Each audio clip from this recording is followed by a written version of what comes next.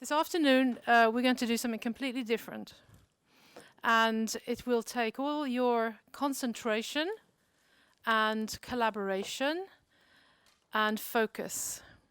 So we're going to do a relatively long session, so an hour and then a break and then more or less hour and 3/4, on mindfulness in the workplace. But as you can see, there are no PowerPoint slides. So this is going to be a very interesting, reflective, creative, thoughtful, meditative probably, and various other things session. So I should like to introduce Margaret Chapman. You've, as with Steve, you've seen some, I think, articles. I'll ask the same question again. Who has read the articles around about Margaret Chapman, the one that she's written? Good, about a third, I'd say. Yeah, maybe 40%. Okay, good. So you will have been given the opportunity to look into her bio in depth. Margaret has a long history in psychology, as far as I can tell. She's got 2 degrees, 2 master's degrees, 2 PhDs, and lots of letters after her name.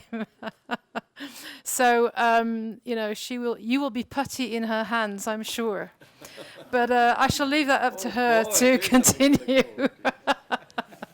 Over to you. Okay, can you hear me? Okay, it doesn't sound like the mic's. Is it coming through the mic? Okay. So I'm noticing as I stand here, I didn't realise I was going to be filmed. So I've got all of that kind of anxiety going on because I'm a bit of I walk around, use my hands a lot, and all those things that, when you've been... Just don't refrain yourself, just... So I was advised by Deborah, who kindly invited me to come along this afternoon, that you're a curious group, that you actually are compassionate. Have you noticed I'm building this up here? Come on. And really it was the curiosity, because my background, it's lovely that Julie's given me 2 PhDs. Sadly, that's a piece of unfinished business. I'm currently writing up my doctorate. It's a little radical. I'm using autoethnography, and the data is poetry. And the reason I'm using poetry is because, as we're going to explore this afternoon, a lot of the research in mindfulness has been strongly driven by the clinical field.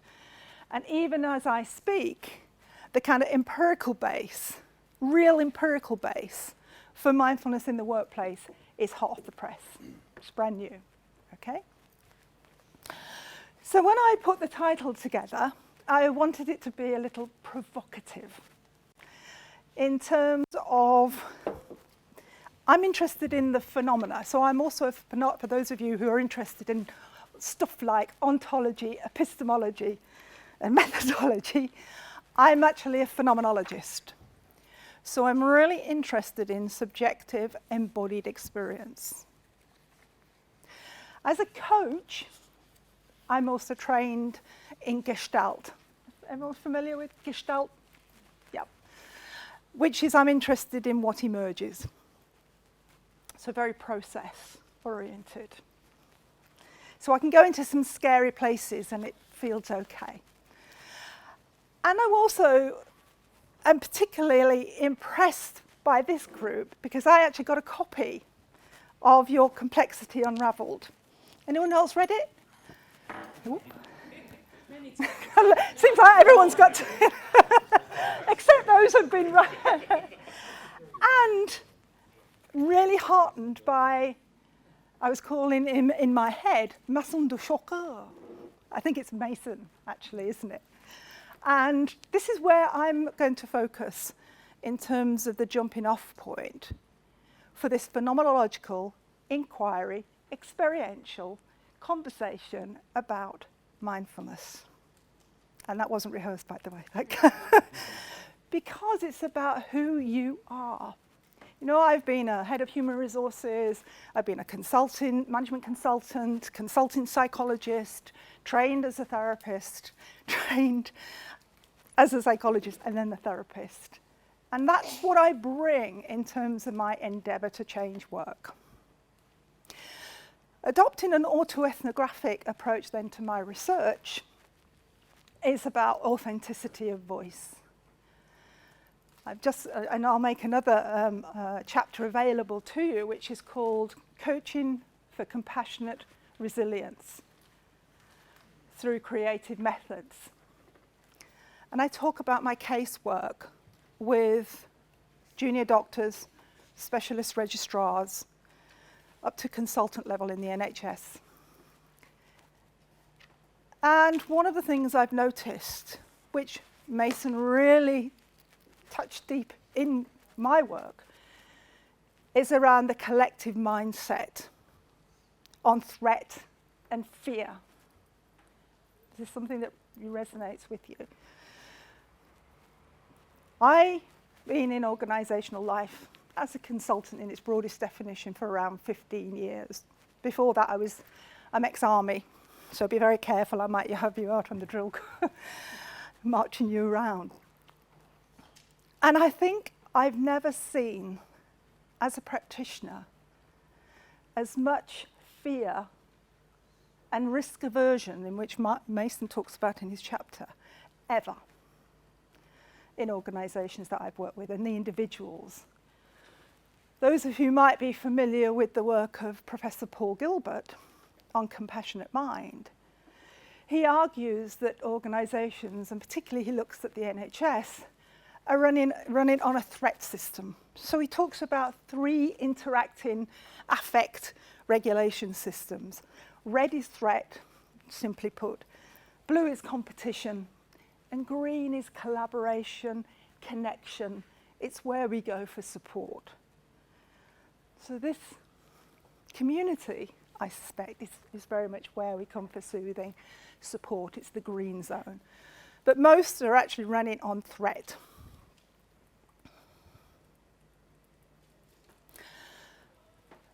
And we are individuals affected by a particular historical, social, cultural context.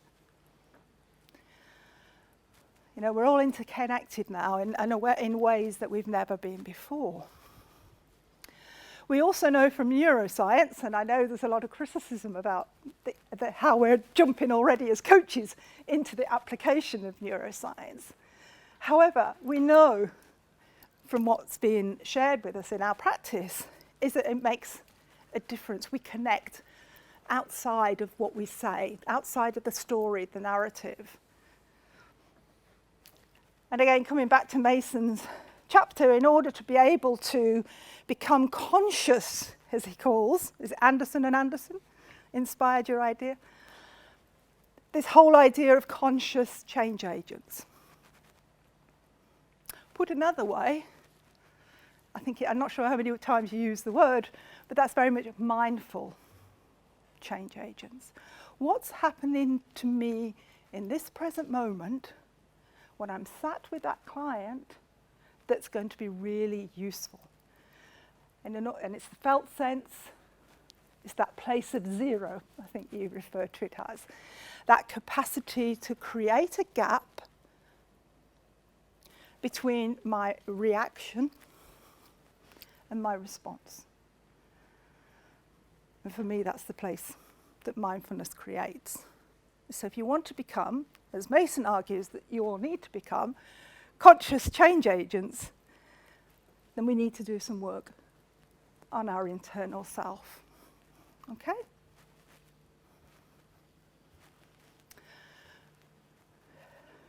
So that's silence.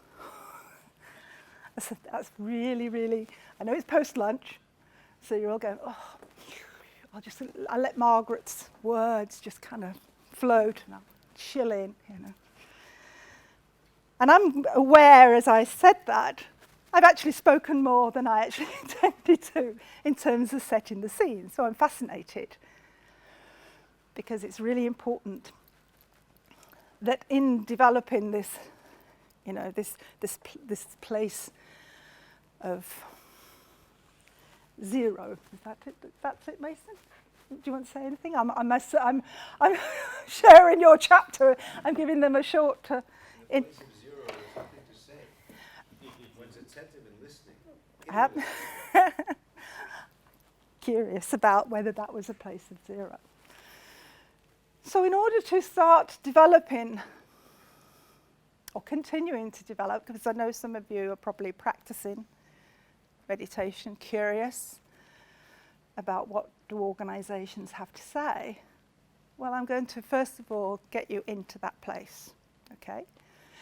And it is invitation.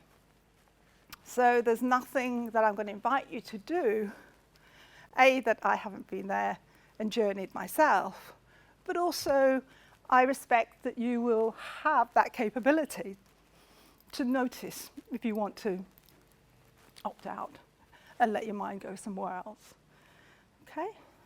Because mindfulness is deceptively simple. And later on, you're going to hear from Deborah, who's going to share her particular story of her journey into mindfulness and what that means for her personally and professionally. And I asked her not to tell me what she was going to say, because I wanted to hear afresh with that curiosity of what she has to say, because it's about, mindfulness is about what is. We move away and reflect at what we haven't done. Okay, we get sad, we get, worried, and we step forward about what might be. We become anxious. Mindfulness is about here, right here, what is. So we're going to explore that space. Does that sound okay? Right. So hopefully my mic is going to be okay, because my voice tends to drop. Okay. So I'm going to sit down now. Is it? Okay. Is that better? Oh. Which way? In the middle, maybe? Might weigh me down. Okay, is that better? Okay. Who's ever watched Big Bang Theory in the room? It's like Sheldon. Okay, Sheldon is this astrophysicist or something, and he has to find this specific place in the room that's auditorily right, physiologically right. So we might have fun and games to try and get that. Is that better? Is that better? Okay. Okay, so I'll try and... Well, that's okay. And I have got a couple of handouts, but we're not going to get into the narrative about mindfulness. We're going to experience mindfulness, okay? So can you hear me? Because I'm going to now lead you in a practice. And what I want to invite you to do is to really get into a comfortable position. And if you have your feet flat on the floor, I'd encourage you to do that, because it might start off really nice that you're like that, but soon you'll want to move position. Okay. So in mindfulness, we pay attention to our posture. It's not stiff, but like a dignified, and often it's the mountain pose. Okay, some of you are familiar with that. And we'll find out as we kind of engage in conversation about your experiences. And if it's okay to close your eyes, now I'm aware that it's straight after lunch, and you may nod off, okay? And that's okay, because that's what your body is telling you need. We might gently just touch you if you kind of start snoring or speaking in your sleep, okay? So I'm inviting you to settle into a posture that's comfortable, not stiff. And closing your eyes or softening your gaze if that's comfortable for you. And remember, this is by invitation to be curious and notice what is your experience as we go into our first experience of mindfulness.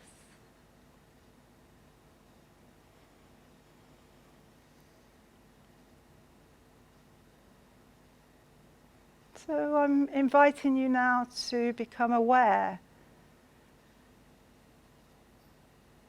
what your experience is right now. What are you noticing in terms of the weather pattern of your thoughts?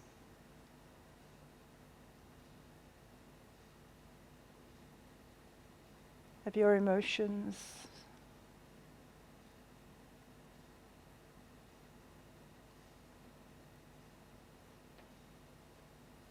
What are you noticing in terms of your body?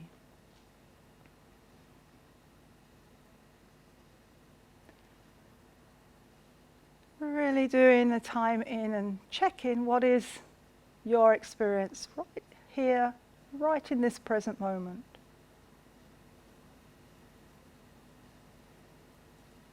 Not trying to change it in any way, to notice with curiosity,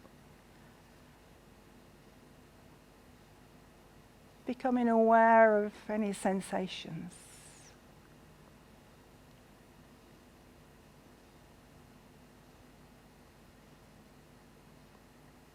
Now I'd invite you to place the focus of your attention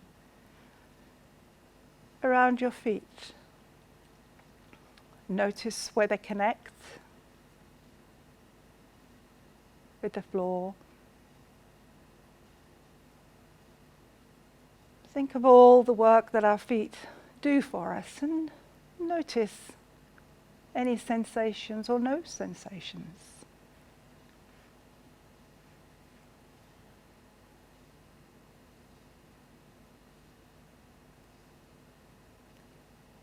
And now moving the torchlight of your attention up the legs, the front of the legs, the back of the legs,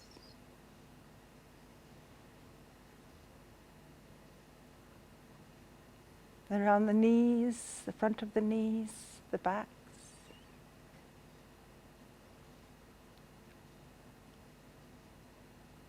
up the thighs, and becoming aware of where you're making contact with the chair. Really focus in on the sensation of where the body, your body, meets the chair. Really lingering at the contact point between yourself and the chair.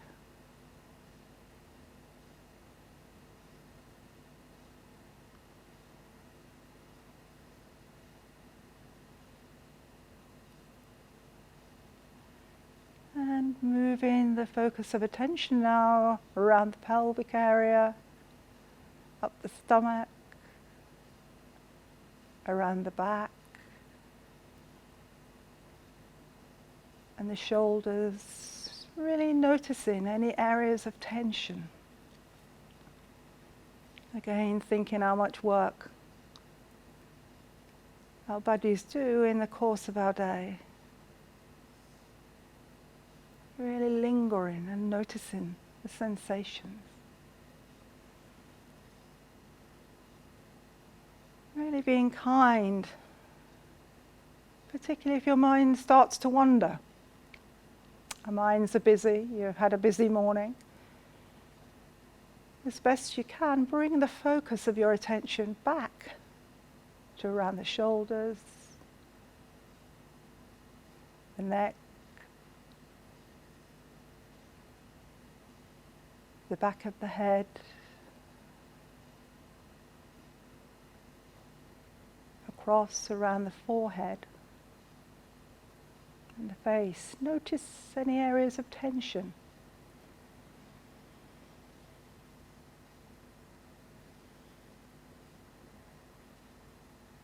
And moving down around the throat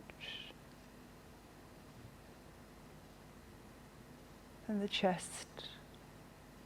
Really becoming aware of any or all sensations. Noticing, not making any judgment or trying to change in any way, simply becoming aware of your physical sensations.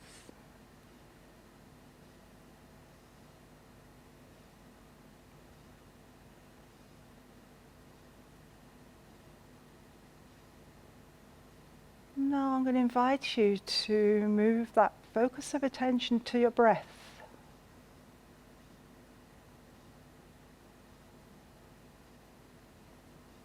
Notice where the breath is most vivid for you.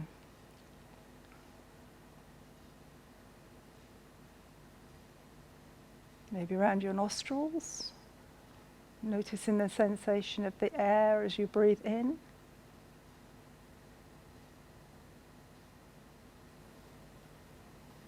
And as you breathe out.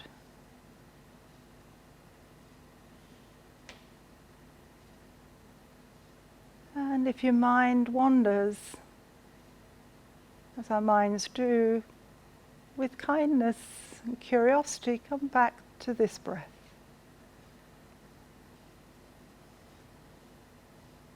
So gathering inwards towards this breath.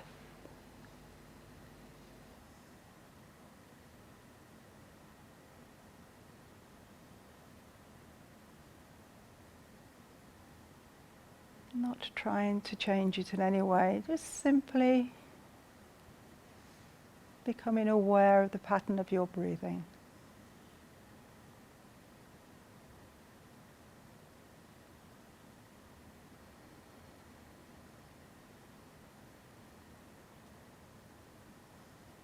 Being curious to notice whether there's any change in the pattern of your breathing as you focus in on the breath.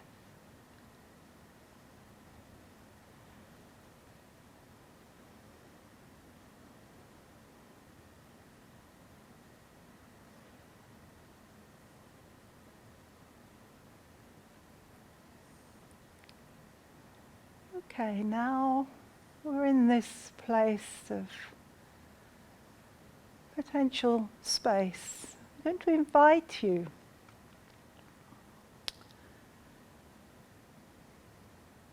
to think about what is your intention for being here this afternoon.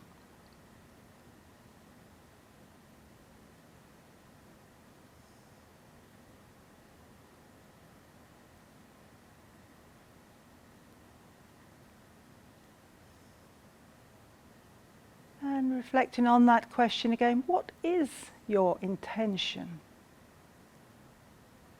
for being here this afternoon?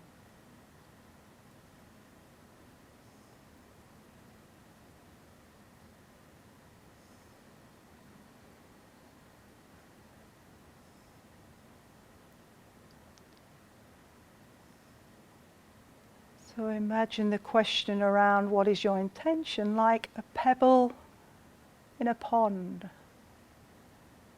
Dropping to the bottom. What is your intention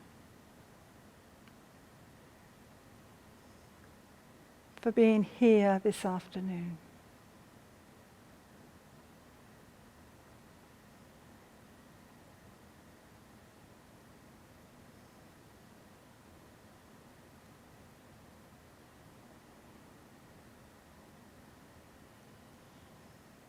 So what I invite you to do now is to gather up responses to those questions. And as we come back into the room, gently notice where you feel that intention in your body. Being curious to explore that felt sense, that embodied knowing.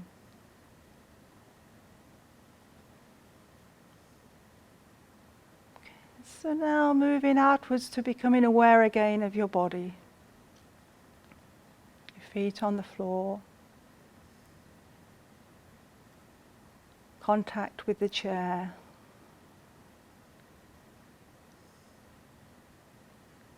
And when you're ready to come back in the room, to engage in conversation about your intention. What emerged from this practice?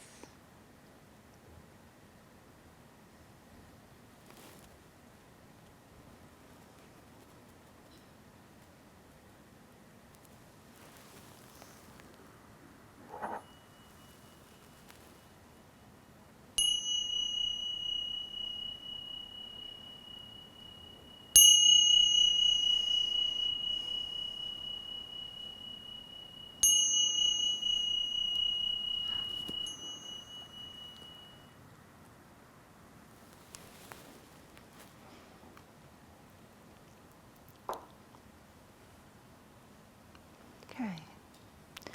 So I'd invite you to stretch or to do anything you need to kind of bring you back gently. And then I'd like you to find a partner who you'd like to have a conversation with about what emerged for you in terms of that practice. What did you notice? And particularly anything that emerged as I invited you to think about your intention. Okay? You may want to write it down in your journal to capture whatever word or image.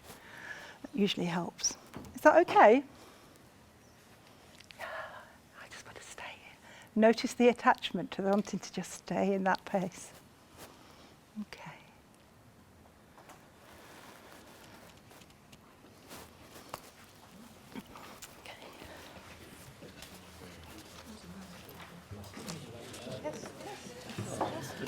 Okay.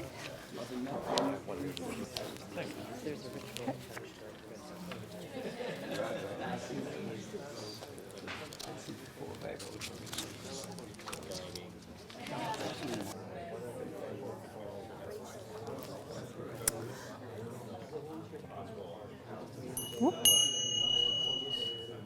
Okay. So I'm curious. This is not necessarily about entirely about the content. Okay. Obviously, I've got to learn this code. Okay, so in terms of the workplace, I suppose for me that subtle difference there was around what is the intention, because we're all being taught SMART goals, goal setting, yeah? Something that kind of is specific, measurable, achievable, realistic, time-bound. And there are other also acronyms around goal setting. And lots of psychological theory to suggest that, we're goal-driven individuals, and that's what organizations are about. But there is a movement towards, and certainly in the coaching arena, there's a book come out, I think it's Davidson, around entitled Beyond Goals. And for me, mindfulness is around checking in with that felt sense as to what is our intention. For me, that's a much more fluid. If we think about the flexibility that we need to the kind of VUCA world, familiar with that phrase? Volatile, uncertain, complex, and ambiguous world, VUCA world. It comes from a military phrase, I think, but it's been widely published in the management literature and coaching literature. So I've invited you. What is it called? VUCA, V-U-C-A. Sorry, I was very careful to make sure that I articulated that well. Okay. Yes, I think some of you have word. Yes, VUCA world. Okay. V-U-C-A. Okay, that's a real popular acronym that's now being written around how come we're looking at this kind of phenomena. Because I'm also curious as a phenomenologist how language and terms become translated and taken up in organizational discourse. So mindfulness is a phenomena, and I'll come back to that. So my invitation was to think at 3 levels. Slight intonation, difference. And what is your intention? What is your intention? So really kind of, if I can quote what you said, is that okay? In your presentation, digging deep. Yep, that resonates, digging deep. And she was talking about leaders really going into themselves and finding that's what emerges rather than forcing the goals. So that's my thinking. I'm sharing my thinking and making that translation between what in the philosophy behind mindfulness is that non-attachment, but having clarity of intention. You can hear that's a very different discourse. than a goal. We're going to achieve this amount by that amount, and how much is it actually achieved realistically. So we can experiment.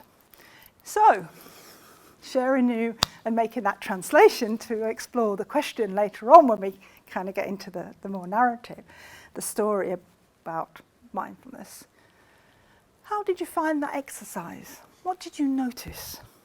Some of you, I know, practice yoga, practice meditation, particular types of meditation. Here we're translating it in the context of an experience, how that fits with some of the discourse in organisations that we're familiar with, in leadership. Anyone wants to kind of share? It's not compulsory, as I said, it's all by invitation, because we need to consider something later on around ethics. I think it's the complete opposite of what we do in a normal workplace. Okay. For example, if you're in a situation or context that demands a lot of ideas, you will flood your mind with as many ideas and thoughts as possible going into a meeting or an exam. So it's almost the opposite of what you hype yourself up to do every day of your life. So I find it interesting trying to then cut out the noise, which is very difficult. I think you're absolutely right. It's deceptively simple to try and switch off the mind. And often when in mindfulness workplace interventions, we use analogies like the monkey mind. Yeah, it's sort of jumping up here, there and everywhere. So if you found that kind of, and you got into planning, you got into thinking about what you were doing this morning, what you're going to do later on. Oh, what was it Margaret said?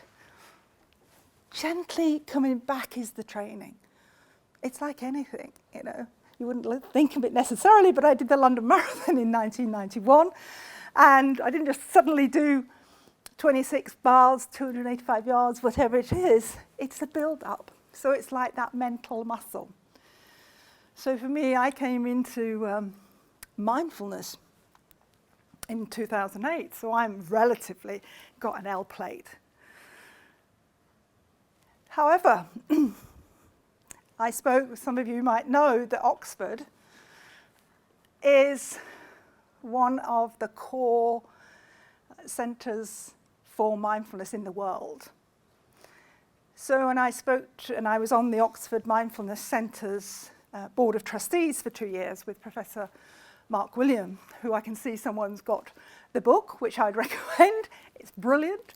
I've used it in my research as a workbook, and I love his voice anyway, guiding the meditations.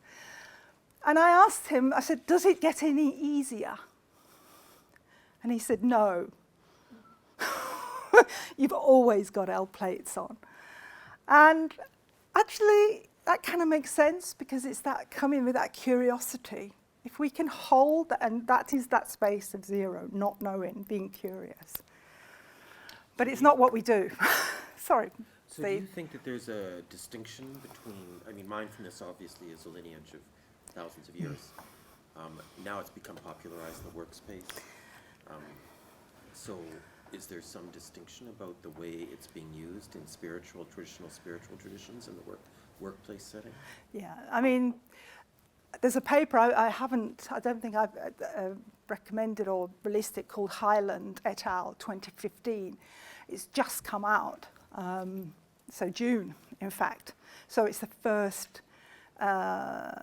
paper, certainly for occupational psychologists. I'm a work and organisational psychologist, and they talk about what are the differences in terms of, they identify, there's a root, for example, that's Jon Kabat-Zinn, is the secularized version of mindfulness, and it's embraced within the MBSR, mindfulness-based stress reduction, which is the one that's been adapted for workplace, worksite interventions. Okay.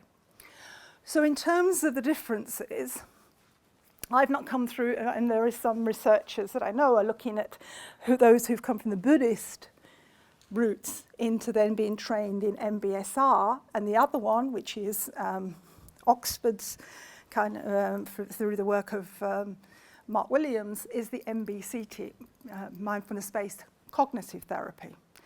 And interesting, when you look at the literature, there are lots of four-letter acronyms. And I have one for my research. Okay, it's the MICR, Mindfulness in Coaching Research, which will be translated into Mindfulness-Based Coaching Intervention, MBCI. So here are things from your perspective as consultants that are different. First of all, and I will address some of the criticisms later on, they're shorter. So the practices tend to be shorter. So very much why Mark's book has been embraced by organisational coaches and consultants is because he's distilled the full 8-week programme into shorter home practices. So one of the contentious issues is about how much. How much do you need to do? So in the conventional programme, it's 45 minutes a day. Okay.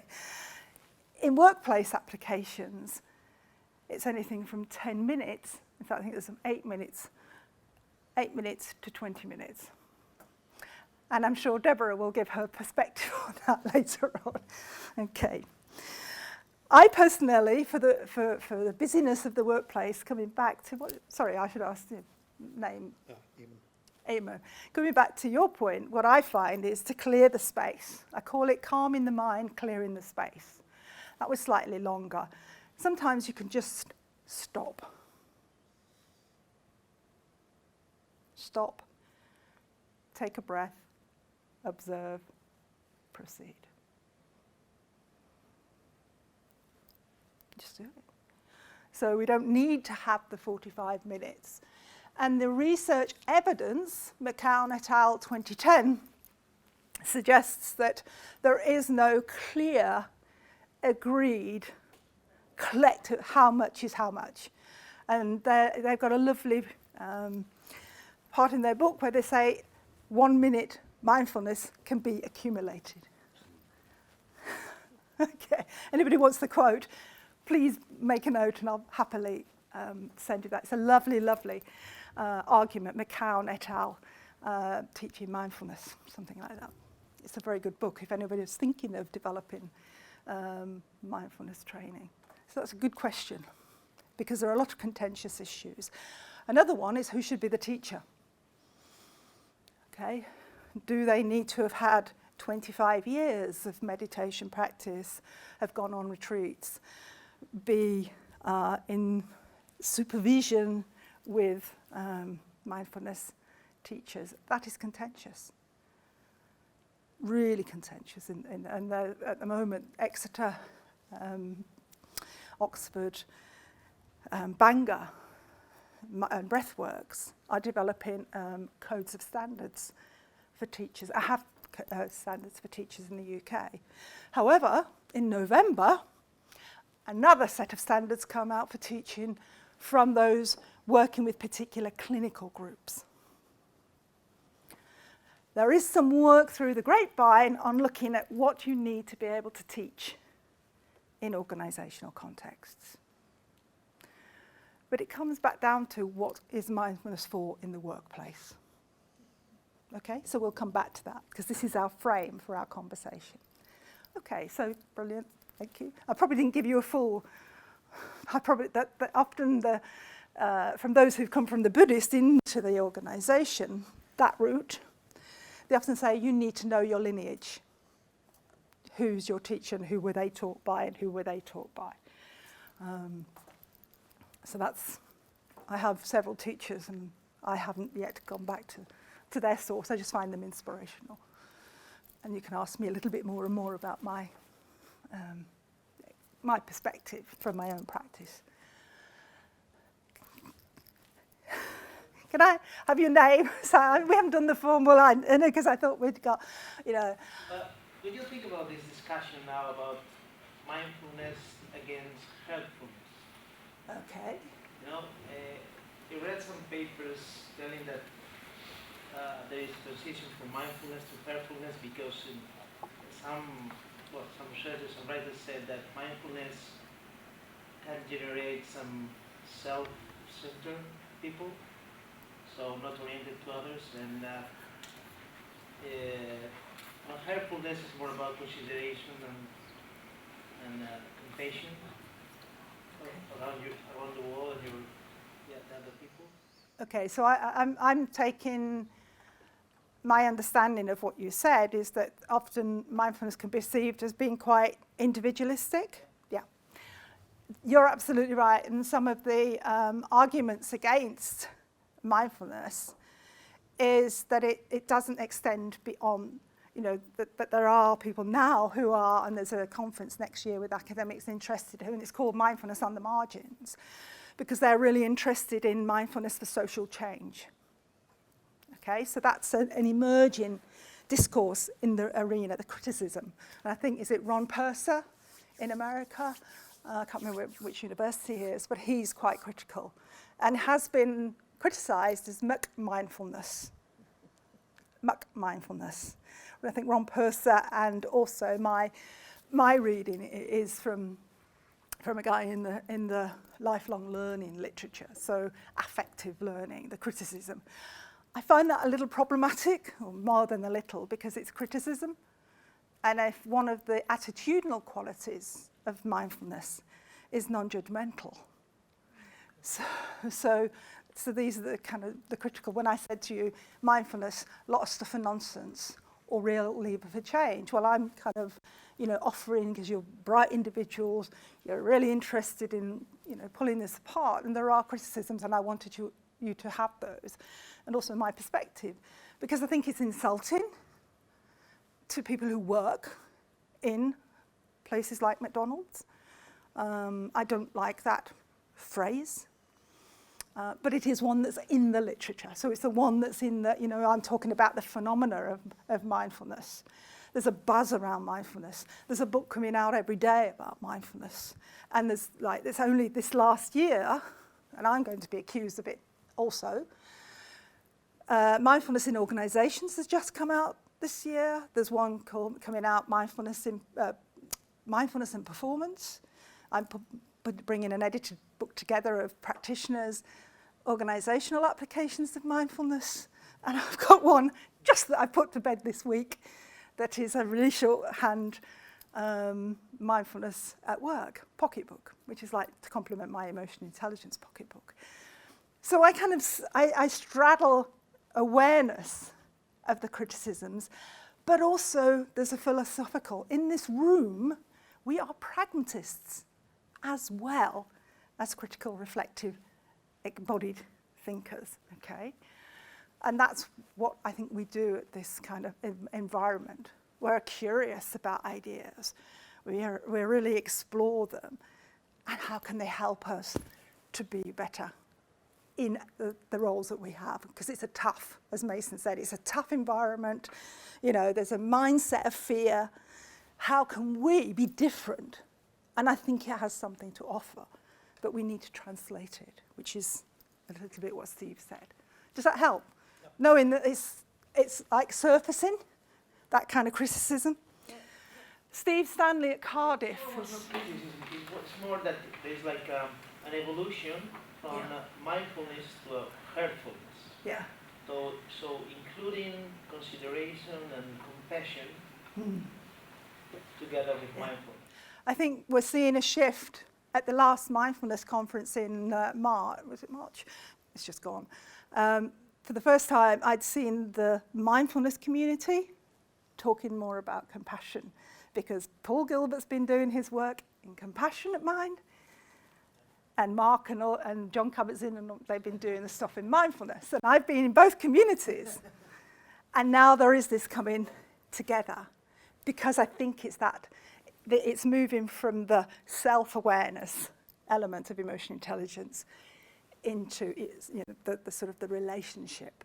But paradoxically, what I find from my immersion in the field and my research is there's this community created. It's much easier to practice together than it is to sit on a cushion for 45 minutes, although Deborah will tell me otherwise.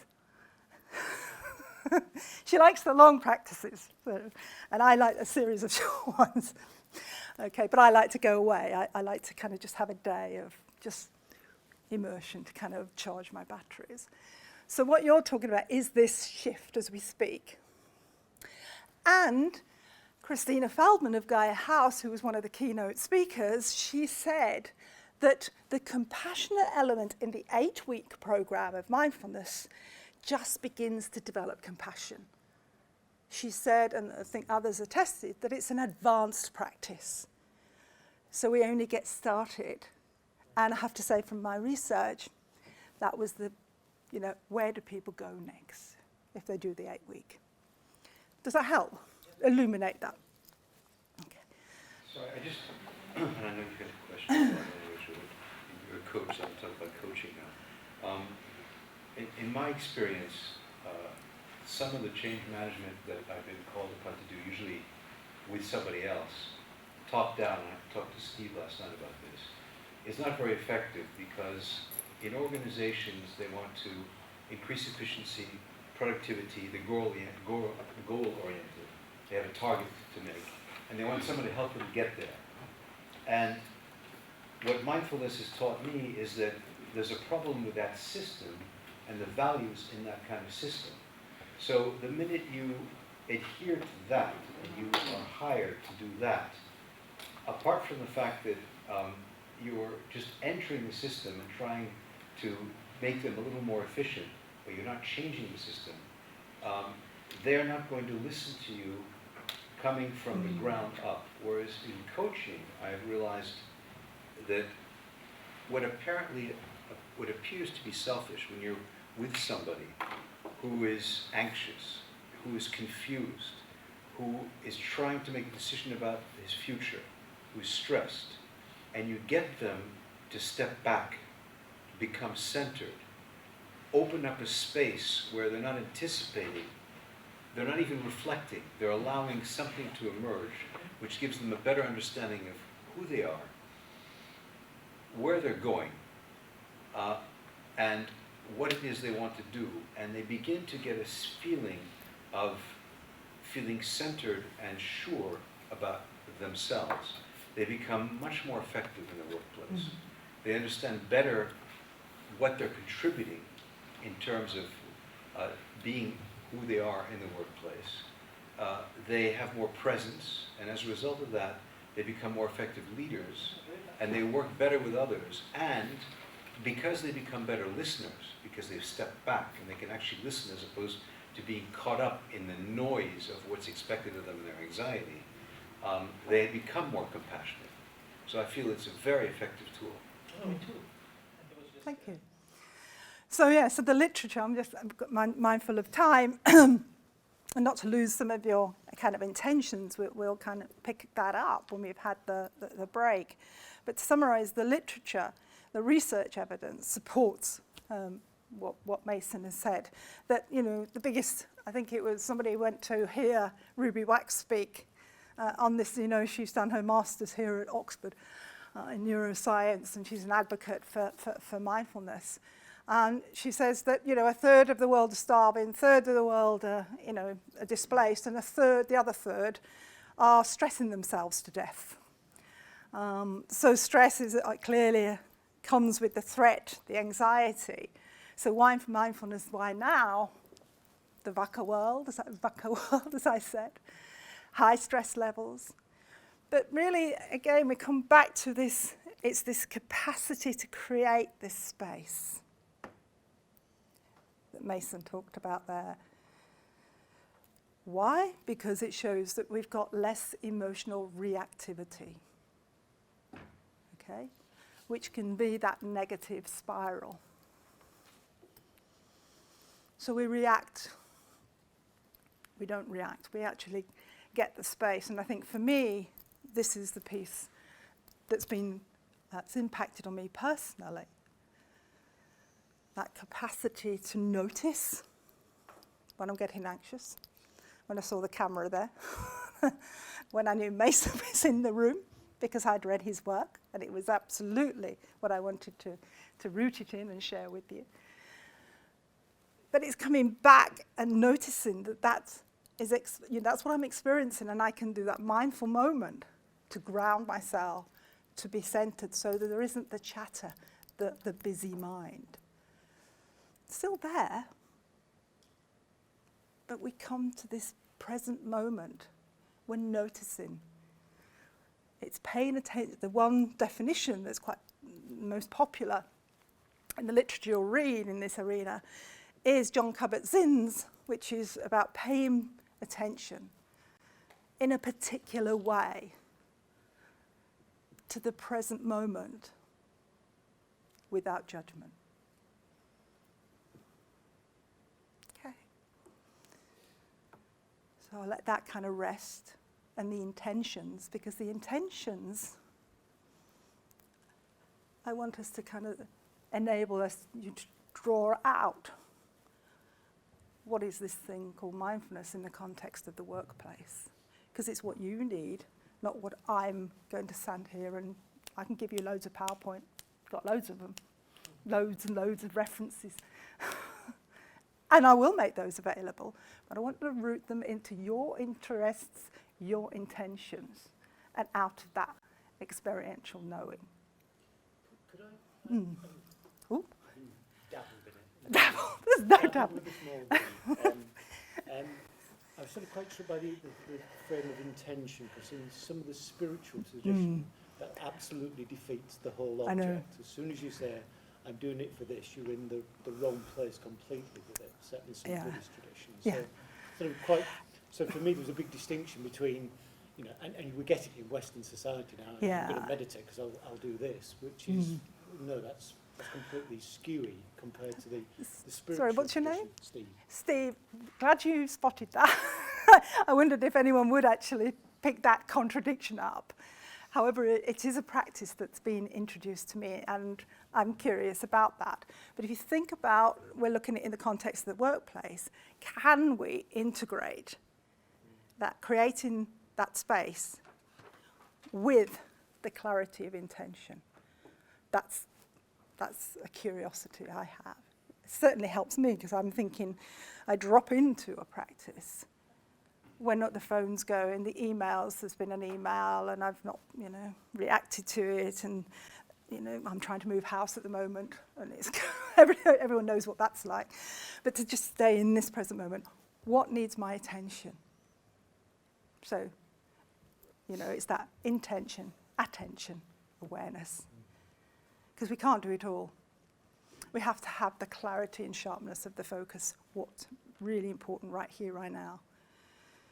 And that's really fascinating, because again, the literature is not there yet, but the literature is concerned that by becoming mindful, employees might not serve the organizational objectives. Okay, so there's some caveats here, but we'll come on to those a little bit later. I don't want to kind of get into them, but that's what triggers as you spoke there.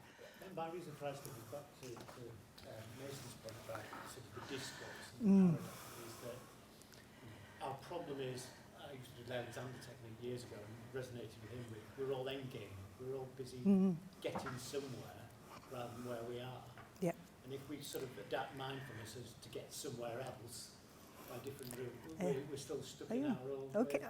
Hold that thought. It is definitely one that's kind of been discussed, and is there a paradox there as we try to integrate what's Buddhist, inspired from the East into the Western way of being? Are we kind of mindfulness or whatever? So I kind of think there's no response to that yet, but there's certainly critics about that. Okay, can we rest in that awareness of what we've started in terms of our conversation? Yeah, take a break. As an autoethnographer, one of the values I hold is about conversation, dialogue, and trying to have a relationship with you as best that I can, given that I'm here as kind of to stimulate your thinking, to stimulate your, to trigger also reactions. Because in those reactions is the learning in terms of mindfulness. It's what we do with that reaction. And creating that space.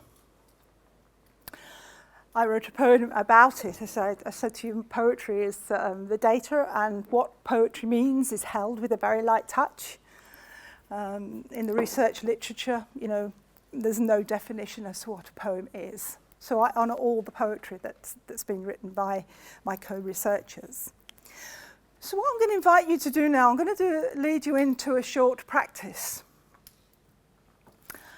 And I'm inviting you to reconnect with what it is that there is still that question, that's still that curiosity that links to that intention. Now that runs possibly, as Steve's beautifully pointed out, philosophically against the whole idea of philosophy of non-attachment. Okay? Just staying with what is and what emerges. So in part, as I'd say in a big way, I've kind of tended to go with that process this afternoon. However, the tension, is it not, is what Mason said, is around how do we be different, because organisations need conscious change agents, yet at the same time we're operating in a world that's got particular protocols, conventions, ways of doing things. To me, that is the tension. As we look to implement mindfulness within organisations, do we do it as a system change? Do we do it really from within? And my sense is we do it within. Because the system, you know, I've long since aspired to creating organisations fit to house the human spirit. Read anything I've written, there's usually that phrase somewhere. And if we could really engage in the depth of our own experiences and our own journeys, and Deborah's going to share hers with you, that's where we start. And why I've mentioned Mason's chapter to you so much this afternoon, because I think he captures it beautifully. And what he's a really good job at is translating some of the language to enable us to become that kind of conscious change agent. So I want you to really think about, and this is into your heads, but I'm going to invite you through your bodies in a practice, curiosity that you have and what you'd like to take away, because you're putting on post-it notes and it's kind of emerging as you experience and go through the day. And I personally, my need here is that you can kind of pull out of me what is going to be really, really, really interesting. Because I heard some of you people say over lunch, oh, I'm really looking forward to Margaret's session, it's really interesting. Wow, what an attachment, what a kind of expectation, Margaret's got to kind of do this. But anyone who knows me, I'm really generous of spirit and generous with resources. And I'm like one of my clients said to me recently, I'm her Wikipedia. So I imagine that there's some questions, you know, some things you want to really say, Margaret, what about this? Well, if I don't know, I certainly know a signposting. Okay, like Cecile asked me about, is there a French association around mindfulness? I said, well, I don't know necessarily. I know somebody in Spain. However, I've got quite a lot of connections to kind of help. You know, is it 6 degrees or something? We're all connected, 6 degrees of separation or something. Okay, so does that, I'm trying to sort of put that out there, given the fact that I know that I'm also trying to get you to experience mindfulness. And you're all at different places spiritually, you've come from different, you know, some of you have been on retreats, some of you are coming through yoga, some of you are totally different lineage. But who I am here right now sharing with you is my research and my practice and where I am in my own mindfulness journey. And you're going to hear someone else later on who's part of this community to kind of share her experiences, her narrative, her story. So am I kind of making sense? Okay. So if you want to kick off your shoes, I noticed I'd kicked off mine. I must be, I don't know why it's unusual in this setting, but anyway. So feeling grounded, what I'm going to invite you to do, we're going to do a short practice to reconnect And let it emerge. I don't want you to kind of think, and I know I use that word, but just noticing and allowing the space, not reacting, being curious. Okay. So it's a short practice, and this is one from the mindful MBSR called the 3-minute breathing space. Okay.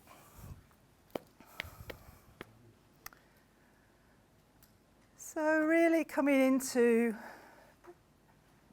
noticing your posture, feet on the ground, and noticing how your hands either relaxed, just whatever feels comfortable for you.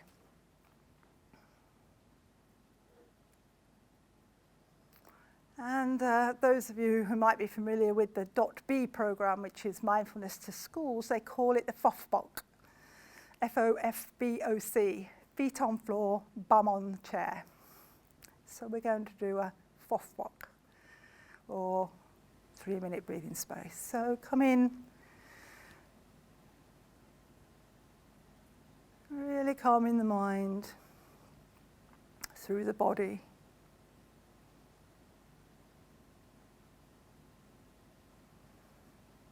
So really noticing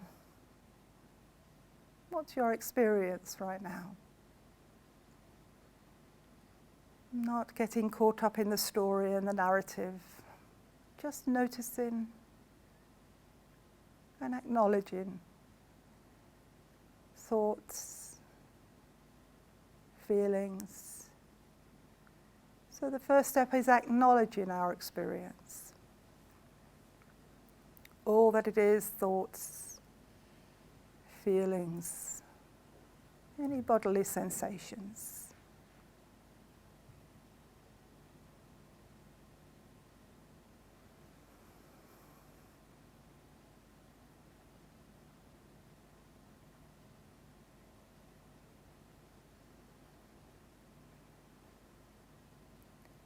Just becoming aware and acknowledging, first step, acknowledging that experience.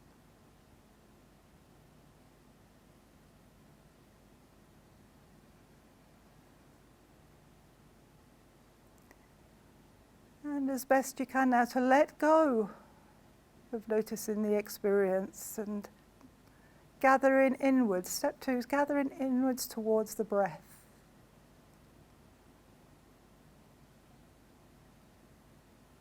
Where the breath is most vivid. And the nostrils, the throat, the chest, the abdomen. And really focusing in, gathering into the breath.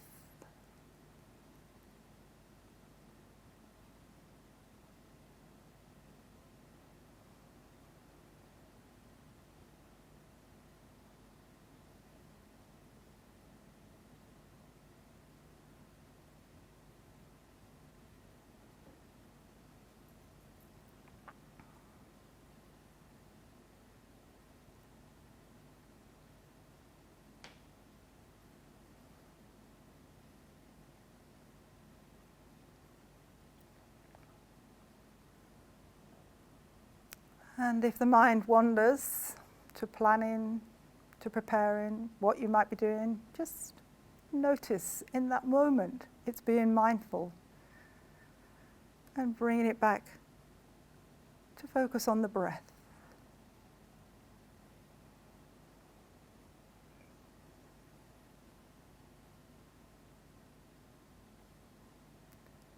And the third step now is bringing the focus of your attention to take in the whole body.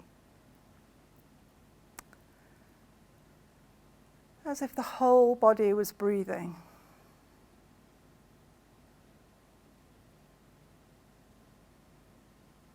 Noticing the air against the skin. Breathing in and gathering with awareness what it is that you want to explore as we come to the end of this practice. So in your own time, when you're ready to bring yourself into the room.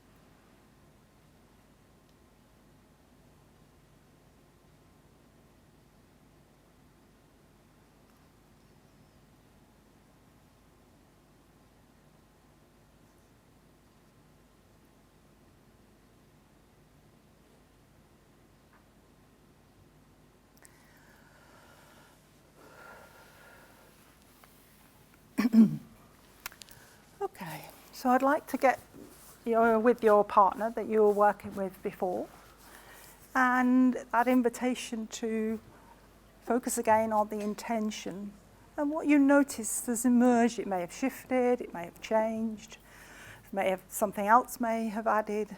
What is it that's going to be really kind of, you're noticing you're attached to this question, this curiosity? Okay?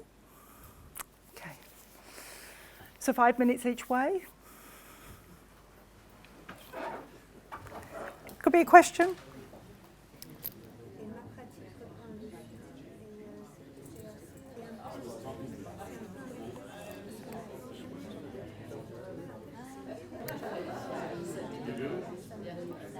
What are you noticing? As I invite you to kind of think about your intentions, maybe they've shifted because, again, one of the philosophies is around impermanence, and that we get hooked onto something, it actually, when we achieve something, it wasn't what we wanted in the first place. And yet how much we can get anxious, you're all smiling, how much we can get anxious about that. So I'm curious, you're sat there with, you've been feeling it in your body, and I'm kind of inviting you to stay with that felt sense. Because in terms of developing as conscious change agents, first of all, mindfulness needs to come out of your personal practice. Okay?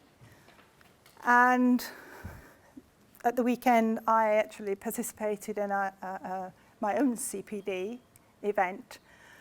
Some of you might be familiar with focusing. Focusing, the work of Gendlin. And focusing has been described as the downstairs, whereas mindfulness is the upstairs. Okay, so focusing enables you to go in depth to hone your felt sense. And really taking Mason's ideas that you'll be introduced to once you have a chance to read his chapter, if you haven't, for me, in terms of that, creating that space of zero, we do that as coaches, but we need to be able to work with the felt sense. Okay? In Gestalt, that is typically where we start. So we believe a cycle of experience. And why I think mindfulness takes us so far, gives us an awareness, but it's what is it we need to do with something with that awareness. And I believe it's working at this felt sense. And I think, is it Rachel? Rachel, you were telling me about that felt sense, yeah? That you as a dancer feel? Yeah. So it's like, how can we pay attention to that felt sense? Okay. And in mindfulness, it's just a case of allowing it to emerge, and then we let it go. In focusing, we hone in and we go down into that felt sense. Okay, so I said to you there's going to be some limitations, there always are, in terms of taking a way of being from one environment into another. However, it's like, how do we do the adaptation without dilution and with integrity? Okay, and that is starting with ourselves. So the way that Gestalt, some of you might have heard of unfinished business. Yeah, it's popular discourse. So Gestalt, we have a cycle of experience. And these can be small cycles. So for example, the felt sense is in the body. And it's quite a simple idea, but in terms of staying with that felt sense, the process, I invite you to look at focusing, okay? Because it takes us into that. So in terms of just something very simple, like when we get hungry, okay? We notice our tummy's rumbling, our stomach's rumbling. I move into, so it's the sensation. Aware, I become aware that I haven't eaten.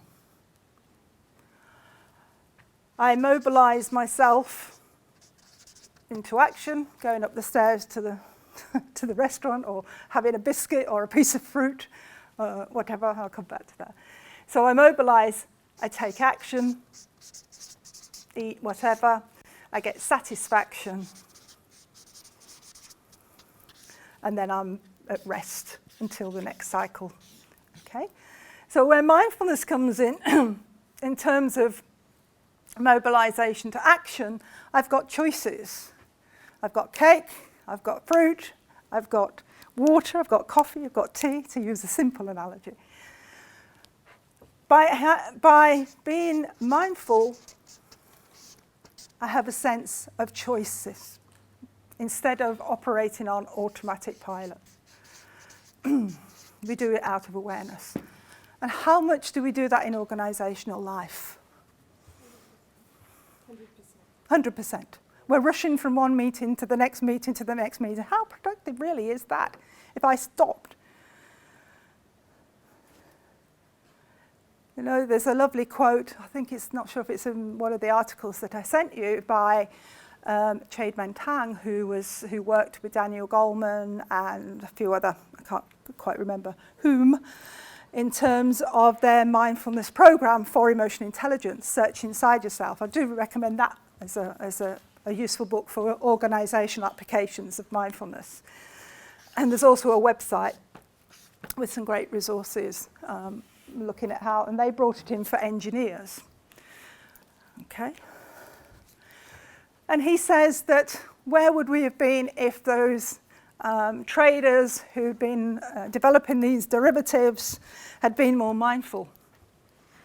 We wouldn't be in the state that we've become. That's his argument. Okay, I think I may have cited that. But for me, in terms of developing as conscious change agents, it's working at the felt sense. Okay? I'd like you to hold that in mind when we kind of wrap up, and I'm not sure what Deborah's going to share, whether that's her experience. It certainly is. It's this embodied knowing, this embodied emotional intelligence. It's moving into the felt sense, into my embodied knowing. That's where we need to do our development. For me, mindfulness is part of that, as is focusing. So, you've got questions, things that are there somewhere that you've been feeling, there's big smiles on your face. So let's have this conversation. Mark? Yeah, two questions. Okay. One around sensation. I think myself and many others find it difficult to express really what they're feeling. So we've got very limited vocabulary. So that's difficult. I feel you can't really have awareness of what you're feeling if you can't sort of label it accurately. Okay. So maybe there's a kind of education step about expanding our vocabulary. The work of nonviolent communications may be useful there. Okay. And then the second one is on satisfaction. So after action, doesn't there need to be a feedback loop? You don't necessarily have satisfaction. There's the action itself, but then there needs to be some sort of observation or data collection before you can decide what the result of the action has been. And that may depend on observing yourself, data within yourself, or it may be someone else's reaction to your action. Okay. Anyone got a response to that?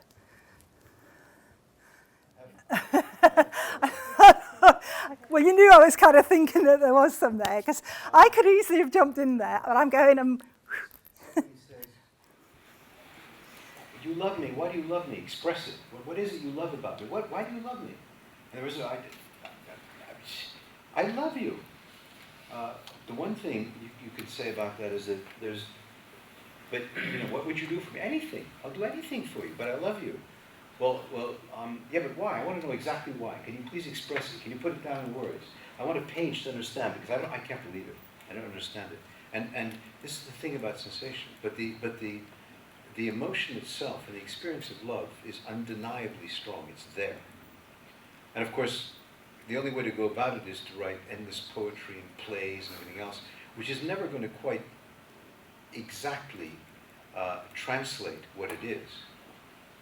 And yet it's there. So the deeper you go into yourself, and the deeper your understanding of yourself, which is intuitive, which is beyond the intellect, beyond what the mind is going to frame, the more somewhat nebulous it will become in terms of words, in terms of semiotics. But the stronger that knowledge and the more concrete it is. So I think I might agree for love.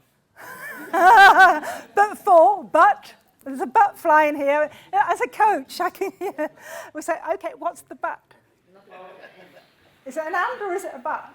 Because remember, in neuro-linguistic programming, NLP, when we use but, we delete all that's gone before, as if it's not important. So. Well, I'm not going to be the one to say love's not important. I just think,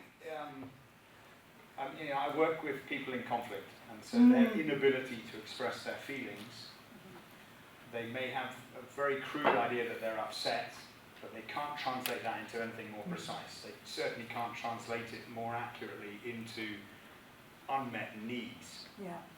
So work around expressing accurately what they're feeling is quite important. And that needs vocabulary. I suppose if you think that the felt sense isn't language, well, it needs a... Okay, so as a coach, how I work with the felt sense, there's a particular one I'm saying to you, and I can absolutely share with you the kind of the process. And I don't know non-violent communication. I don't know the kind of questioning process. But it's like, are you willing to just do an experiment with me? Okay. So what I'd invite you to do is to really, if there's maybe thinking that intention or something that's occurred to you as we've been going through this afternoon, okay? So as you bring that into your awareness now, can you notice where that's felt in your body? Well, I think most feelings... Okay, if you describe it. Yeah, okay, just stay with that experience, okay? If it helps to close your eyes, just to kind of take you back into that experience. Okay. Can you get a sense of that? You don't have to tell us what the content is, but purely staying with that felt sense. It's kind of a mix of curiosity and doubt. Okay. Curiosity and doubt. Curiosity and doubt. Okay. Any image that goes with curiosity and doubt? There wasn't, but now you've used the word image, I'm thinking of images.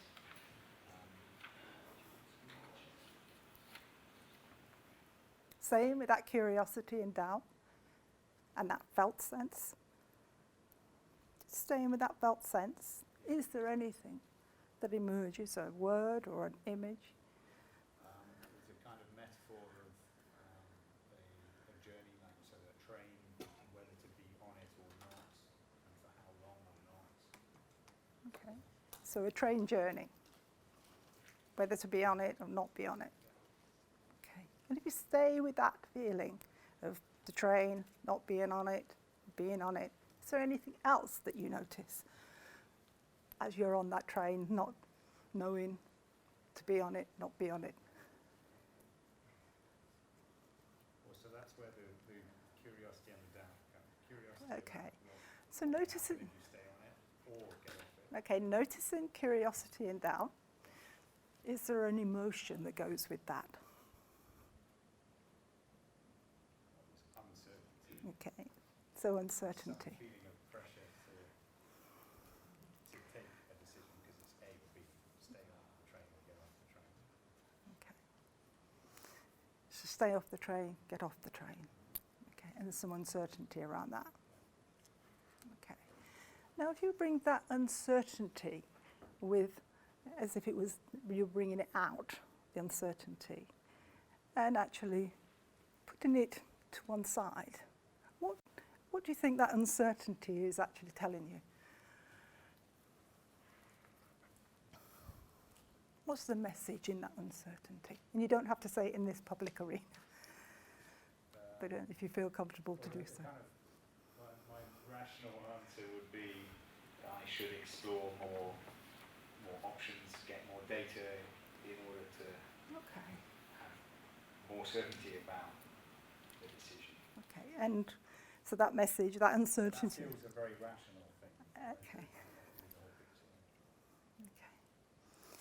So sitting with that uncertainty, the message is that you need some more information, you need more data. Okay. And is that the kind of where you are and you need that in terms of the intention? Yeah. Okay. Is that okay if we close that? I know because there is no, in part what I was doing there was focusing you down, and what the suggestion is that we can actually find some distance from the emotion and really look at it and nurture it and take care. And what's that actually the message? Right, so that was a very visible thing you did. Externalizing. Okay. And in mindfulness, in the MBSR program, when we look at exploring difficulties, often we say, let's put it on the workbench of the mind. And that's similar to the focusing of actually taking it out and looking at it. And yes, getting some distance so we can explore it. So maybe trying that with your client who's, because I'm trained as a mediator, alternative dispute resolution through Regent's University. So they're psychotherapeutically existential, so the kind of human Gibbons type. Well, it's the existential philosophy, really, that all conflict comes from an unneed met. And that's lovely with Gestalt. So it's not easy to work with the felt sense in the narrative way. And coming back with my researcher's hat on, that's exactly, I think, is the problem. Okay, that's the word you won't hear me use, is how do we, when we are very cognitive, very, sort of, Mark Williams talks about modes of mind, where we're actually in operating, we're in problem solving, decision making, we're all kind of, we don't actually, that's the doing mind, we're not actually in the being. And it means sitting with that uncertainty, and maybe in that, you've probably got some additional stuff around what that was. But I think language, we have the limitations of language. How do we, picking up the metaphor of this conference, bridge the inner and the outer with our thinking, being mind, with our doing mind? I think that's the skill, that's the integration. And if you look at a lot of the theories on leadership right now, they're around integrative leadership. Perlman et al., I can't remember the year, 2014, I think. And they look at what they call, and I like this phrase, of informed mindfulness. And if you want to find more, I'll give you the references. But it's integrative leadership, and it's part of a wider consciousness. I think Ken Wilber's been talking about this. Ron Purser's talking about this. Why mindfulness now? It's not about mindfulness per se. It's about what's affecting us because we've been working in a certain way for so long, and it ain't getting us anywhere. We need to kind of turn things on their head. So for me, there is a symbolism around the phenomena of mindfulness. Okay, I'm getting on my soapbox. You can tell I'm in thesis writing mode, can't you? You know, getting my argument sharpened up about, and you've actually sort of touched on that for me, is I think we're limited in terms of how can we make sense of that felt sense, that embodied. And for my participants, it's poetry. And I'll share some later on, but I don't know whether Deborah's going to share her experiences. So, What about the feedback part, after the action? oh, sorry, what was your question? Well, You can tell I've gone. I moved away from the present moment there and was thinking about, ooh, it's 25 past. you can't, for me, you can't go from action straight to satisfaction. No. There needs to be some data, either from yourself or from the reaction. Well, often people get stuck, so they get into loops. So for me, in terms of the Gestalt practice, the way this happens is through relationship and dialogue. And I think that's the non-violent communication principle, isn't it?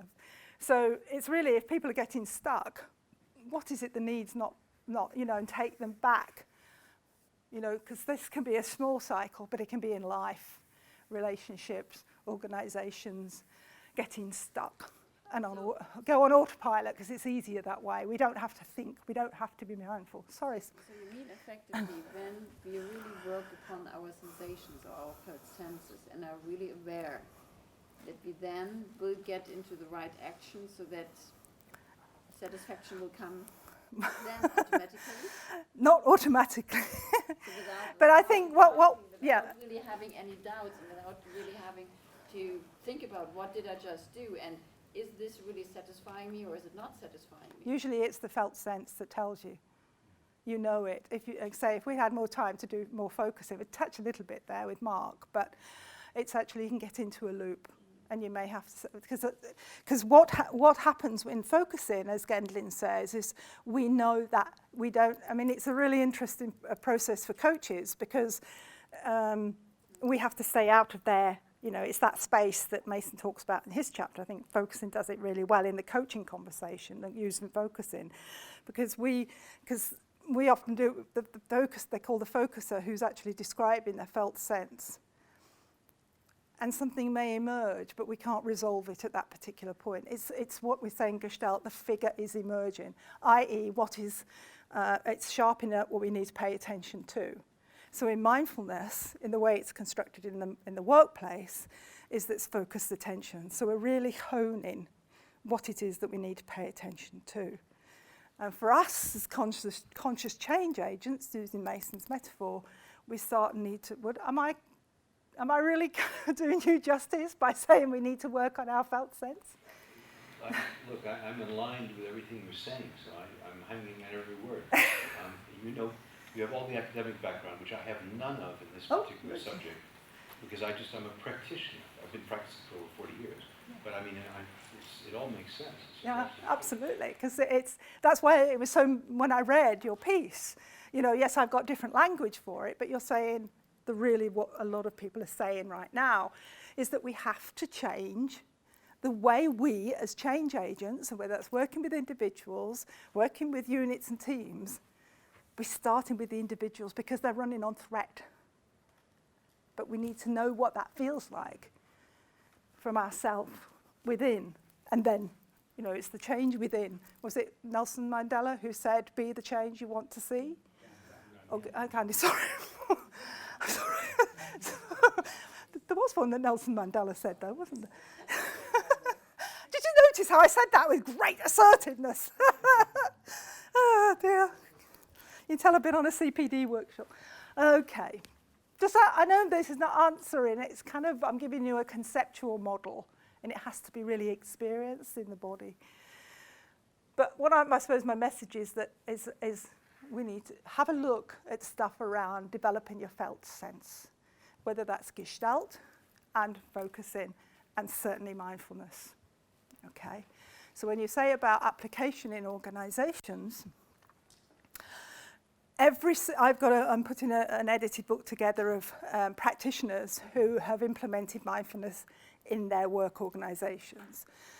And these are organizations like Capital One, there's a media organization, there's a university, looking at educational setting, health settings naturally have been at the forefront.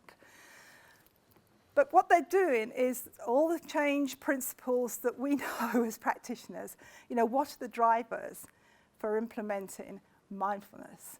Typically, it's responding to well-being programs. So, for example, London Underground have made it as part of their integrated strategy for occupational health. Okay, and also to help, they've called it the protective gap, like mind the gap on the underground. They've got an initiative called the Building the Mindful Gap to create a protective gap, particularly for where they've had critical incidents, so deaths on the line, because it triggers that emotional embodied. So the reaction. So it's again, recognizing the embodied reaction, the felt sense, and paying attention to that so they can have some awareness and actually get a space and mindfulness, and they're also using focusing to help them do that. Okay, Capital One, they've been massive, they're actually quite a leader in the arena. I'm giving you English or American companies because a lot of the ones that have been cited in the literature are the Googles, there's Deutsche Bank, there's the ones that I put in the articles, but these are going to be case studies you've not heard about. Capital One have actually got a mindfulness room. They've got big green mindfulness chairs on different floors where people can take time out to just literally sit and get grounded. So it's part of what they've done is an evolutionary culture change. So they've implemented it very incrementally, anchored to other change initiatives. So if you really drill it down, a lot of it is around the well-being, the stress, the resilience. This might be cliche, but I'm going to say a lot is written about millennials in the workplace, and how do you motivate them, and how do you get them to be loyal, and all these wonderful things that you're asking of your workforce. And coming back to what Mark was asking, if there is some analysis between action and satisfaction, and what we hear about instant gratification, how does that fit into, how do those things fit into the context of discussion? Well, I think that's an interesting one, that instant gratification, because actually it's totally the opposite. Yeah. So I was working with some trainee surgeons, young millennials, trainee surgeons, and I led some mindfulness practices. And one of them said, I realise I've got the attention span of a gnat. Just can't. Would you want a surgeon that can't, delay gratification? She's got 10 more years of training and experience to kind of train that. But I think that's the challenge. We haven't even begun to look at individual differences, let alone generational differences, in how we process information and how we stay with. So what you're asking, and the literature isn't there, but there is some research that shows that when employees practicing mindfulness have greater job satisfaction and are more engaged. However, interestingly, there's also some other research, and again, I'll give you all this in some follow-up materials, is that part-time workers who are practicing mindfulness have greater satisfaction and engagement. However, maybe because there are other variables in their lives, they're working part-time. So I thought that literature was a little bit suspect. But in terms of occupational and workplace applications, what's happening with a lot of the literature is it's being transferred from the clinical literature. We haven't got enough case material evidence. I think Highland et al. 2015 do a brilliant job, and I would recommend that one too. And I've cited it in the handout I've given you on the way in which inquiry works, which is in part what I did with Mark, but not fully. So I think we're extrapolating at the moment. There is decision making. There's some research looking at lawyers make better decisions when they're more focused and mindful. They're able to use various sources of information and really hone down. So again, mindfulness makes a difference in decision making. So in terms of the applications, right now we haven't got a huge amount of empirical evidence in the workplace, and a lot of it is in this, those of you who've studied the cycle of how management fads and fashions, we've got the conceptualization, we've got the phenomena of mindfulness, we're getting it translated by the knowledge entrepreneurs, you know, and it's the same with emotional intelligence. You know, there was Salovey and Mayer came up with the academic definition and work in the field in 1990. It took a scientific journalist and psychologist, Daniel Goleman, to translate it into a popular book, and then, and this is in the literature because I've looked at fads and fashions in management knowledge. It's consultants like us that kind of are interested in new ideas, and we're the social networks, we translate it, and through conversation and dialogue, we get the internal managers, internal leaders, HR professionals, who we have conversations with, who go, oh, this is really interesting. And they bring it in interventions, and lo and behold, it changes the discourse of what it means to be a leader in the 21st century. And there's a lot of literature on this, that we're naughty people, according to the academics. You know, that's me using everyday language. But sorry, I haven't got a direct answer, but it's where the field is. And I think that's an interesting one because, you know, just travelling on a train to Oxford last night, you know, as a psychologist, you observe.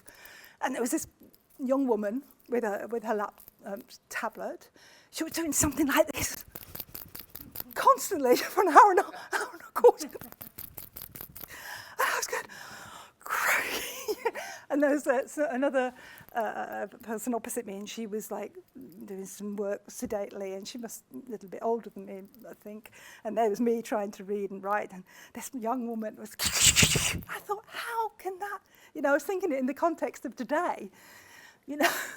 And I was thinking, you know, interesting that there is some research to suggest that learning activities for that particular population, they want them separate from being online, because they live their lives online, so they need to have some dedicated space. I remember some research coming through on that. Okay, so Steve, that's what you...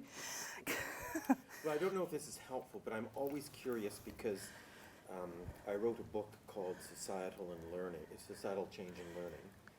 And and I do contribute significantly to academic literature, but one of the things I'm always perplexed by is about the legitimization of traditional knowledge by today's academics. And a great example for me was around Piaget and the development stage models of Piaget.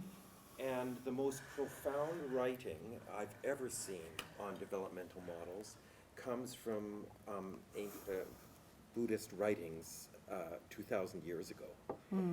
And so I realized I framed this around the societal learning and change because there's something that our society is resistant about in learning from certain traditions, and that we've so scientificized our society that we can only learn because you can refer to the journal articles or the literature and the studies, the empirical studies. And it strikes me, nevertheless, that there is, not to be rude, because but there's nothing new here. If you look at the wisdom traditions. Absolutely. But I think it's like, if we come back to the question, you know, what is mindfulness in the workplace, in that discourse, there's a social constructionist called Kenneth Gergen who says there are multiple discourses that render the believer heroic and the non-believer a fool. Shall I say that again? Okay, did you capture that? I.e., there are different ways of talking about particular phenomena. And if we think about our context as change agents within those boundaries of which we work, how can we actually translate? So a lot of the management fashion setting literature looks at how those ideas are translated and then taken up and they become something else. And I've been criticised for this in a human relations paper by Professor Stephen Feynman, who talked about the commodification of emotional intelligence. And I would argue that we're seeing that with mindfulness. It's actually being translated. And there's a lot of criticism starting to emerge, and they're only just emerging, I have to say. There's a book called The Buddha Pill that's just been published by some academics in Coventry about that it's this, kind of it's for everyone and it's going to save us and all the rest of it. There's also one called Mindful America, because clearly it was started in America just as actually emotional intelligence did. And the ways in which that's kind of absorbing, everything is, there's so many acronyms for mindfulness, you wouldn't believe, 4-letter acronyms. And it is the commodification, and there are 2 writers who absolutely say that, the ways in which we're shifting and potentially, and this is the last piece I want to bring in that's new, is around the ethical use of mindfulness. So people like Nicholas Rose argues that psychologists are the unacknowledged legislators of mankind. Okay, you could say that potentially those that are translating Buddhist ideas. However, if you look at the key movers and shakers in the whole translation of mindfulness into the workplace, they've come from the Buddhist tradition. Michael Chas-Carlson, who's written The Mindful Workplace. Daniel Goleman wrote about the meditative mind in 1987, before he even published Emotional Intelligence in 1996. So the very people who have come through that lineage are doing the translation and enabling it to, diffuse into. So I think this is a very useful reflection you're giving, because it's about how do we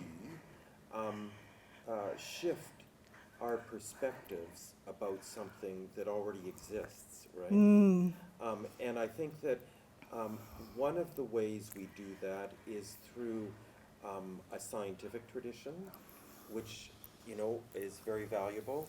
And I'm just reflecting, for example, one of the areas that we've had huge problems with this is around climate change, where how do we shift our behavior and our patterns in response to climate change? And I have no doubt that awareness building can be supportive of that, but I'm just wanting to take what you're saying and try to deepen my own reflection about how we make these big shifts in society. Yeah. Because the very people who you're kind of thinking about, that they've come through the mindfulness, they started with their own meditation practice, are the very ones that are, Jon Kabat-Zinn secularized mindfulness, and that's the one that's translating into the workplace, that's being adapted.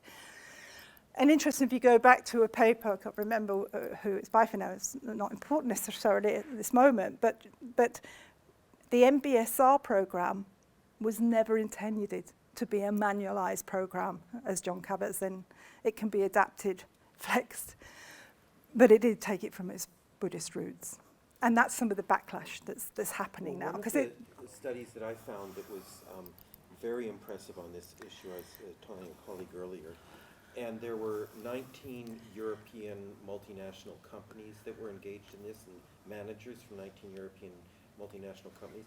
And the intervention that was done was to provide trainings in traditional classroom training, in yoga, and in meditative practice.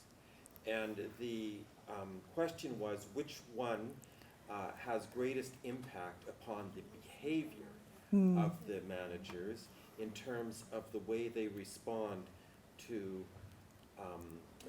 the environmental imperative about environmental sustainability. And the finding of it was that there is, that indeed all 3 do impact, but the traditional classroom training is way down the line.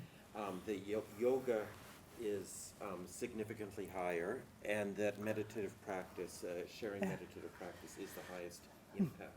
And I think that's the way we do it, because was it Zollo et al. 2008 at INSEAD looked at traditional business school business games versus Hatha Yoga, was it, and coaching. And actually it was the non-traditional that made the difference in terms of these managers' propensity to act with greater corporate and social responsibility. So it's about courage.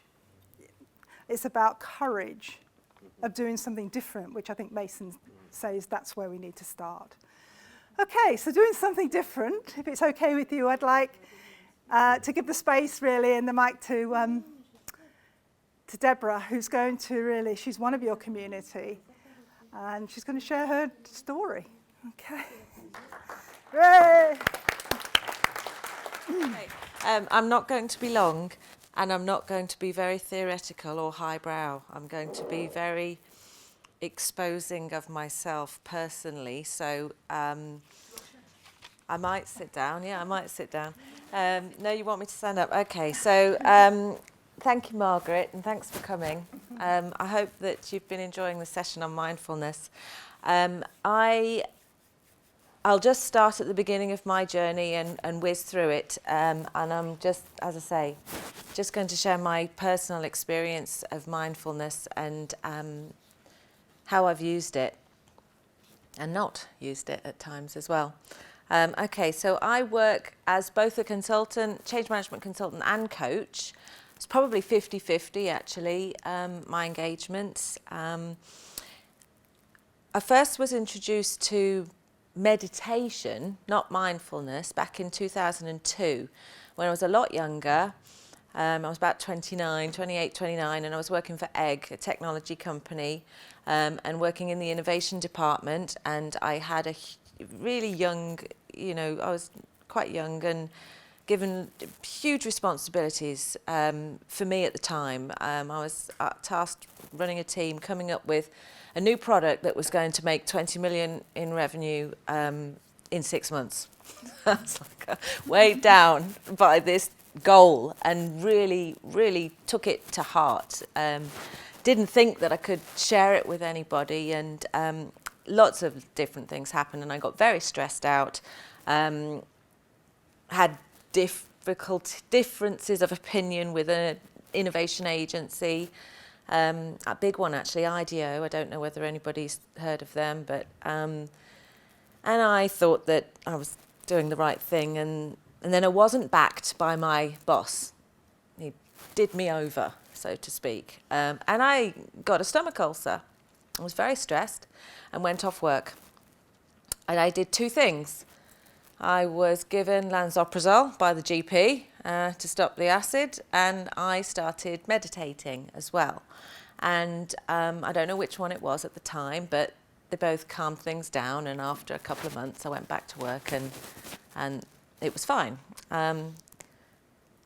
Fast forward about 12 years, and a very different person. All of a sudden I've got two young children, two little boys. This was September last year, September 2014. And at the time, my children were 3 and 18 months, two boys. I'd started going back to work. I had 2 long maternity leaves, and I started going back to work consulting, not full-time, but part-time. You know how it works. Sometimes you have a project and it's full-time, and sometimes you have a few weeks off. Anyway, I was introduced to the possibility of going on Margaret's research program as a coach. So I was very much one of the guinea pigs, as it were, as part of her MICR, Mindfulness in Coaching research program. And it was fundamentally based on the Mark Williams program, the 8-week program that is in the book that's on the table over there. So we had a day at the University of Derby, and I went along to that to get introduced to the group, and we, for lots of different reasons, it was great. I was very excited, and all of a sudden I got very, very stressed. We were running over time. I needed to get back, and from nowhere, my stomach started to hurt, and back here was this pain that I hadn't had literally for years. So I didn't know what to do with this. I went back home, and it was literally pulsing away for 10 days or so much so that I actually went back to the GP and said, I need some more lansoprazole. I hadn't been on it for, a decade or so. And I got that. But I also wrote Margaret an email, really stressed one morning, probably at 6 a.m., and asking her whether or not there was going to be any sense of care put around us as, guinea pigs in this research group. And I was really concerned all of a sudden about my own physical and emotional well-being. I'd got 2 little boys and I couldn't afford to be sick again. And literally, it occurred to me, I don't even know whether I've got time to go on this programme. As I was typing the email, the 18-month-old was climbing on the laptop. I know there's probably a lot of your parents, and it's new to me, and it's probably showing, but I had no space. There was no sense of me, no time for me at all. No headspace, no physical time to myself, except when I was asleep. So I was quite concerned about that, and I met Margaret, and she said, it will be fine. We've figured out a way of me being supported through this programme, and actually I didn't need it. Started doing the practice, and what it was for me, what it became for me, and still is a way of noticing how I am physically, my physical well-being. With other people, it's very much about their mental well-being, and for me, it was very much about my physical health. So as I was doing meditation practices or mindfulness practices, I would notice if my stomach was churning, or I would notice if my shoulder was aching, or my neck was aching, or whatever it was. And for me personally, using mindfulness, it alerts me to levels of stress in my body, and it makes me think I've got to go and exercise, or I need to go and get a massage, or do something about that pain. We wrote poetry after each mindfulness practice, and the poetry, Margaret will share with you more of the instructions, but it was very much after you've done your meditation, write for 3 minutes, write anything that comes into your head. Pause. Circle the 3 words that stand out for you the most. Write for another 3 minutes, circle those 3 words, write for another 3 minutes, circle those 3 words. So afterwards, you've got 9 words that are popping out, and then you join those 9 words into some form of poetry. Now, the ladies, and it did turn out to be all women in the group. I don't know how that happened, but it did. Wonderful women, brilliant coaches, organisational psychologists. I was the youngest, so I brought the average age down, but and that's not to be rude, but I'm trying to say that in terms of the wealth of experience and knowledge that was in this group. They were all very different. Some were going through the kinds of problems that we all have, some very serious health problems, some problems psychological with teenage children, me managing just being a mother of little ones and managing work at the same time. And the depth and the beauty of their poetry was amazing compared to mine. Mine was very quick and sort of very functionary, and I'm hesitating on reading any out because it really wasn't very good. But that didn't matter. What mattered was it was capturing what was going on for me at the time. What I wanted to sort of perhaps end on, because I'm conscious that we need to get somewhere, is how I use it now. So I don't practice mindfulness every day. I practice it probably twice a week. There are certain times when I do practice it. I practice it I do the 3-minute mindfulness preparation, body and breath, before I go into a coaching session. I do it before I'm about to stand up and present or facilitate a workshop. When I need it, when I sense in my body that I'm stressed, or I'm, my body tells me, or I just, know I'm stressed, I do a longer one. I'll take myself off and go and do a 30-minute 20 minutes to 30 minutes, and I like those because you can really get very deep and very relaxed, I find. So it's very nourishing. When I've recommended it to people, only if intuitively I can see that they're very, very stressed individuals. I mean, just yesterday I was with a lady who really just was bouncing off the walls and just needed to stop and pause and look after herself. Sometimes you find that you suggest meditation and people look at you, gone out, especially some, male executives at times who would not dream of meditating because it's the soft and fluffy stuff, and maybe we can, maybe not now, but getting to another conversation over the weekend about how to bridge that with individuals, how to bring them to their own awareness that it is a useful tool. And I think you can only do that through practice, really, or by suggesting it. I have worked with one gentleman who went away and had the Mark Williams book, and then next time I saw him 2 weeks later was a convert and was going around, recommending it to everybody else because it worked for him. It doesn't work for everybody. I would just, as I say, I think I've probably said it, I use it to help me de-stress, and I think it's very powerful. I think it links in very nicely with well-being programs and coaching, because it's an individual thing, it's a personal thing, and you can introduce it to somebody in that more intimate space of a coaching relationship than perhaps in the middle of a change intervention with a group of executives. But anyway, if anybody has any immediate questions, then please feel free. But if not, then I'll hand you back over to Margaret and Julie. Your poetry. Yeah, I was going to say, I didn't say that. Come on. Have you got one that you want? Okay, these are not, I am not channeling Dylan Thomas here, okay? This is just, this one was written on the 3rd of November. The words were impatient, work, breezy, mind, thoughts, fall, exercise, stretch, and delaying. So I just literally linked them together. My mindfulness practice feels like work. My mind is full of thoughts and my body is telling me to exercise and stretch. As the leaves fall in the breezy whoosh outside, I am impatient to get out there and move. This is only delaying.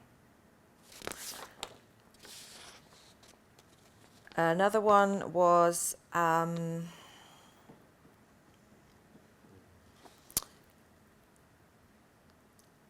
does this work? Yeah. Catch, breath, shoulder, sharp, look, stomach, reluctant, fresh, and exploring. Exploring difficulties is as much as I can do. This is the Exploring Difficulties meditation, which is in the program and I wasn't a fan of, but exploring difficulties is as much as I can do. I can't embrace it. As I look for the usual pulsing stomach, it isn't there. Odd. I can't catch my breath. And there is a new, fresh sensation, a sharp pain in my shoulder. I am reluctant to go further. I'll do one more. Love, safe, treacle, twang, strangers, difficulty, deep, bigger and tired. That might be 10 words, but no more. When meditating feels like treacle, you've got it right. When you love meditation and it feels safe, it must be befriending. Go with it, use it, to help you share the heartfelt twangs with strangers. Dig deep, get over the difficulty and be the bigger person, then succumb into being tired once more. I was probably tired. Anyway, okay.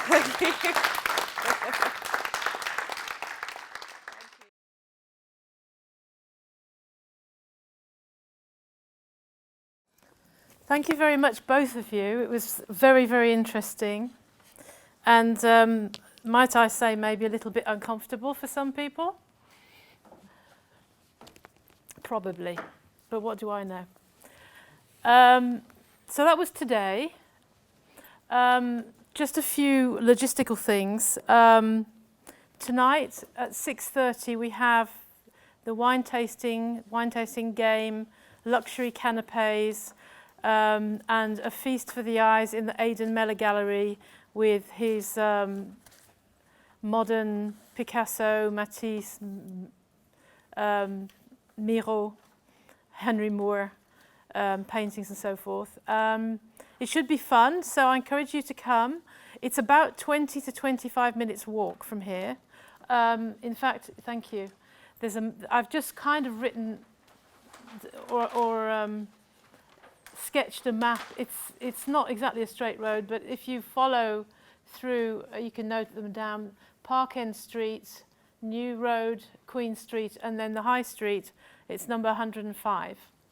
And it's the Aidan Meller Gallery. It starts at 6:30. Tomorrow is another day, and so tomorrow we're going to talk about change systems. We're going to have a forum, as I mentioned this morning. We're also going to do open mic sessions. For those of you who are not familiar with this, it's a session where anyone can stand up for 3 minutes. I think it's 3 minutes, isn't it? Well, 3 or 4 minutes, whatever. It's about 3 minutes. They used to time it. I think we need to...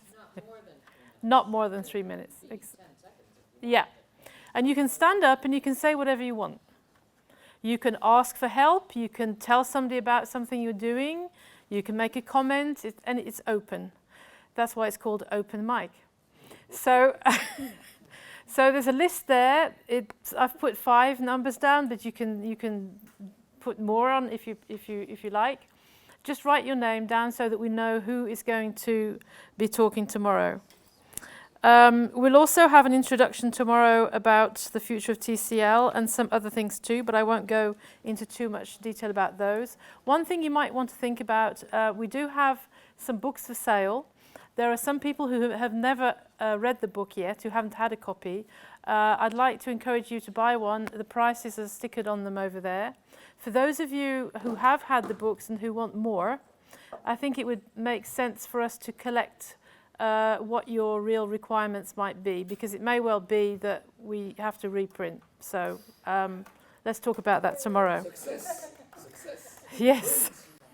Yeah.